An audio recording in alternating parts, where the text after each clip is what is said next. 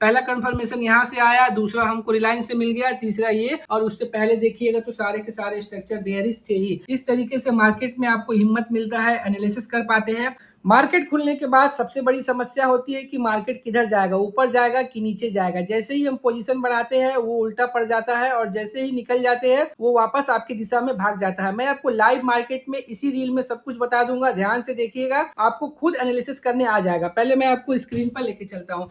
Screen पर देखिए, यहाँ पर आज बुधवार के दिन मार्केट का जो सेटलमेंट है वो Nifty 30 point minus, bank Nifty 160 point minus और सेंसेक्स 35 पॉइंट प्लस। ये 9:07 का सेटलमेंट है जिसका मैंने स्क्रीनशॉट लेकर के रखा है। अभी लाइव मार्केट चल रहा है, इसको देखकर आपको क्या समझ में आ रहा है कि सेंसेक्स में थोड़ा सा पॉजिटिविटी है, बैंक निफ्टी ज्यादा प्रेशर में है और निफ्टी भी हल्का सा फ्लैट है, मतलब कि फ्लैट जोन के आसपास है। अब यहाँ पर मैंने बैंकिंग सेक्टर पर ध्यान दिया तो एचडीएफसी बैंक और आईसीआईसीआई बैंक, इन दोनों का वेटेज सबसे ज्यादा है। तो यहाँ पर एचडीएफसी, एक्सिस बैंक, आईसीआईसीआई तीनों के तीनों बैंक नेगेटिव थे और सारे बैंक फ्लैट के आसपास थे, मतलब ज्यादा तेजी नहीं था। और यहाँ पे निफ्टी 50 में बात करेंगे तो टीसीएस और इन्फोसिस दोनों के दोनों वीक थे। इकलौता किसी में अगर था मजबूती तो वो रिलायंस इंडस्ट्रीज में था। 16 पॉइंट का बढ़त था इसमें, 16 पॉइंट का, यही निफ्टी को अकेला सपोर्ट कर रहा था। अब हम चार्ट पे चलते हैं, ये रिलायंस इंडस्ट्रीज का चार्ट है। अब इस जगह पर ध्यान से देखिए, आज मार्केट खुला इतना ऊपर, यहाँ पर थोड़ा सा सस्टेन किया और सस्टेन करने के बाद से देखिए इसमें किस तरीके की गिरावट आई। तो सबसे पहला हमको कंफर्मेशन कहाँ से मिला, ये बैंक निफ्टी और ये सेंसेक्स तीनों का स्पॉट चार्ट है। अब आप इस जगह पर कैसे एनालिसिस करेंगे कि मार्केट कहाँ जाएगा, तो सबसे पहले हमें जो हिम्मत मिला वो कहाँ से मिला,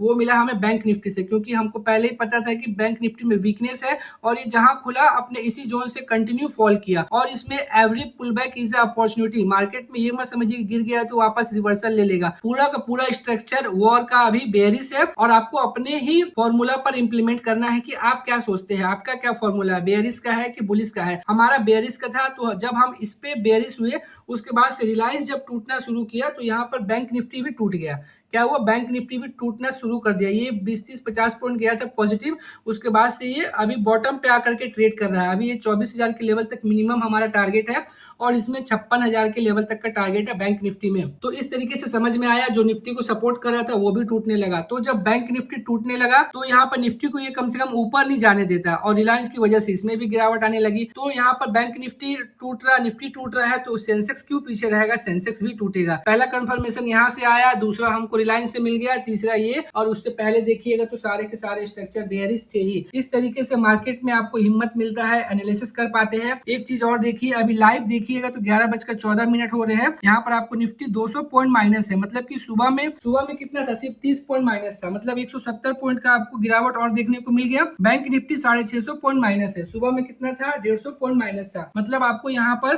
500 पॉइंट का गिरावट देखने को मिल गया। और सेंसेक्स अभी 700 पॉइंट माइनस है, सुबह में ये 35 पॉइंट प्लस था, मतलब ऑलमोस्ट पूरा 750 पॉइंट सेंसेक्स में गिरावट देखने को मिल गया। इस तरीके से आप लाइव मार्केट में एनालिसिस कर सकते हैं। इंडिया विक्स अभी जो कि नेगेटिव था अभी ये पॉजिटिव हो गया, मतलब इंडिया विक्स अगर पॉजिटिव रहेगा तो मार्केट का स्ट्रक्चर बेयरिश रहेगा और जब इंडिया विक्स नेगेटिव रहेगा तो मार्केट का स्ट्रक्चर बुलिश रहेगा। इसी तरीके से हम लोग लाइव मार्केट में एनालिसिस करते हैं और टारगेट लंबे लंबे किस तरीके से मिलते हैं, जब आपको इसके पीछे का डायरेक्शन पता हो कि मार्केट बुलिश जोन में है कि बेयरिश जोन में है। इसी तरीके से आप भी लाइव मार्केट पर एनालिसिस कीजिए ताकि आपका लर्निंग स्किल बहुत ज्यादा स्ट्रांग हो सके। Thank you.